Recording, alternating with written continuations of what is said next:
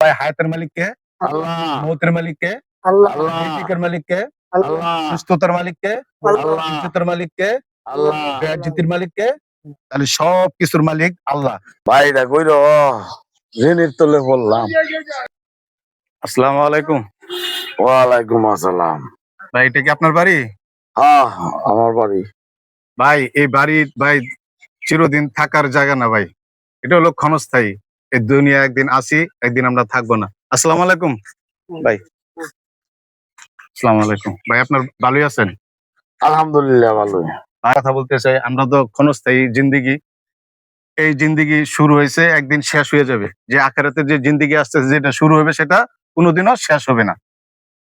তো ভাই আমরা ভালো খাবো, ভালো পড়বো, আরাম-আয়েশে থাকবো, বাড়ি করবো, গাড়ি করবো, এই আমাদের চিন্তা।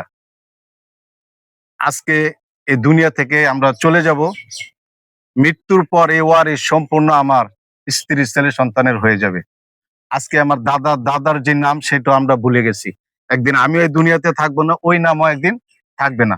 আজকে আপনি মৃত্যুবরণ কইরা দেখেন, আপনার পাশে যদি রাত্রে কেউ বলে যে আপনি শুয়ে থাকেন, আপনার স্ত্রী কে বলা হবে যে আপনি পাশে আজকে রাত্রটা থাকেন, আমরা সকালে এসে দাফন কাফন করবো।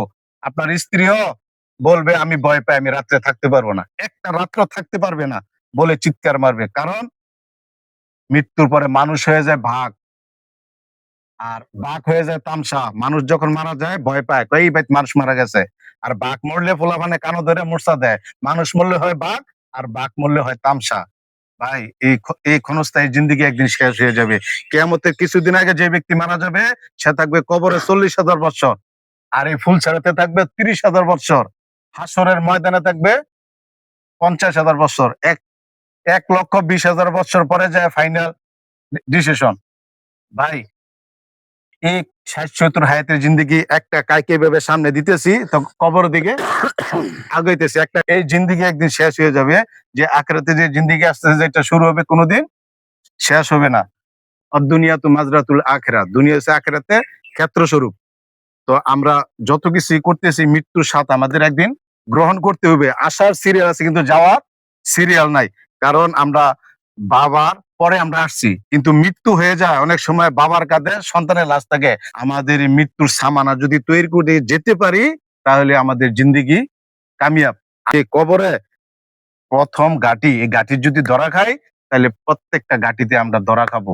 এর জন্য আমরা মৃত্যুর আগে মৃত্যুর স্বাদ গ্রহণ করব। এই যে আসমান আল্লাহ তাআলা একটা বানাইছে যার কোনো খুঁটি নাই, আর আমরা ৫ তলা বাড়ি করলে কত খুঁটি লাগে। আর আল্লাহ তাআলা কত বড় এক আসমান বানাইছে যেটার কোনো খুঁটি নাই। খুঁটি যে আসমান যিনি বানাইছেন তিনি কত বড়।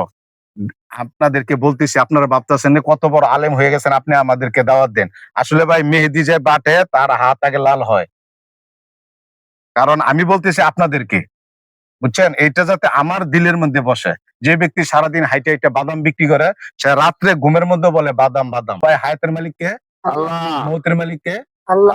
রিজিকের মালিক কে? আল্লাহ। সুস্থতার মালিক কে? আল্লাহ। ইজ্জতের মালিক কে? আল্লাহ। বেয়াজ্জতির মালিক কে? তাহলে সব কিছুর মালিক আল্লাহ। আমার দিলের মধ্যে এটা বসে যাবে যে আল্লাহ হায়াতের মালিক, আল্লাহ মৌতের মালিক, আল্লাহ রিজিকের মালিক, আল্লাহ সুস্থতার মালিক, আল্লাহ ইজ্জতের মালিক, আল্লাহ বেয়াজ্জতির মালিক। এই কথা যখন আমি বলবো সারাদিন, তখন আমার এই দিলের মধ্যে এই কথাটা বসে যাবে, ঠিক আল্লাহ সব কিছুর মালিক। এটা সে দাওয়াত দিতেছে অন্যকে যাতে তার দিলের মধ্যে বসে। মেহেদী বাটলে যেমন আরেকজনের লাল হওয়ার আগে তার হাত লাল হয়, ঠিক তেমনি তারও এরকম ভাবে কি হবে, লাল হবে হাত। এরকম ভাবে আমরা কাজ করব। যে দিনের দাওয়াতের কাজ এমন একটা জিনিস যে নামাজ ভঙ্গের 19টা কারণ, একটা কারণ হলো অশুদ্ধ সূরা কেরাত। সূরা কেরাত যদি সহি না হয় তাহলে নামাজ হবে না। এই জন্য আমাদের সূরাগুলো সহি করতে হবে। 4টা সূরা, ছোট ছোট 4টা সূরা যদি আমরা সহি করতে পারি আলহামদুলিল্লাহ আমাদের নামাজ হয়ে যাবে। এই জন্য আমরা এই দিনের দাওয়াতে তাবলীগে গেলে একটাই আমাদের লাভ, সেই লাভটা হলো যে আমরা সূরাগুলাই শিখতে পারি। অনেকে দাওয়াতে তাবলীগে গেলে বলে যে গোসলের ফরজ কয়টা সেটা বলতে পারে না। তো ওইখানে যখন যায় তখন সে এটা কি করে, ধরা খায়। সেখানে ধরা খায় গোসলের ফরজ, তাহলে সে ফরজ গোসলই জানে না, তাহলে তার সারা শরীরে কি হইলো, নাপাক রইলো। এই জন্য আমরা এইগুলি আমরা শিখবো। দিনে যে যে জায়গায় গেলে বিনিময়ে কিছু চায় না, দেখবেন অনেক জায়গায় গেলে বিনিময়ে চায় না। আমি গেলে শিখতে পারবো, আমার আখিরাতকে বুঝতে পারবো, ওই জায়গায় আমরা যাব। এই জন্য আমরা দিনের কাজ করব, দিনকে আমরা প্রাধান্য দিব এবং দিনের দাওয়াত এমন একটা জিনিস যে আমার ফ্যামিলি, আমার সন্তান, আমার ফ্যামিলি, আমার আহাল, আমার বাড়ি ঘর, আমার আমার ইউনিয়ন, আমার থানা, আমার জেলা, আমার দেশ বিদেশ অল বিশ্বকে আমি দিনের দাওয়াত দিব। আর ওই দিন আমার ভিতরে বসাইবো। এই দাওয়াত ও তবলিগের কাজ হলো ৩টা: শিখবো, শিখাইবো এবং আল্লাহর ঘর মানুষকে ডাকবো। এই ৩টোই কাজ। এই কাজ আমরা শিখতে রাজি আছি তো? ইনশাআল্লাহ। আল্লাহ যেন আমাদেরকে তৌফিক দান করেন।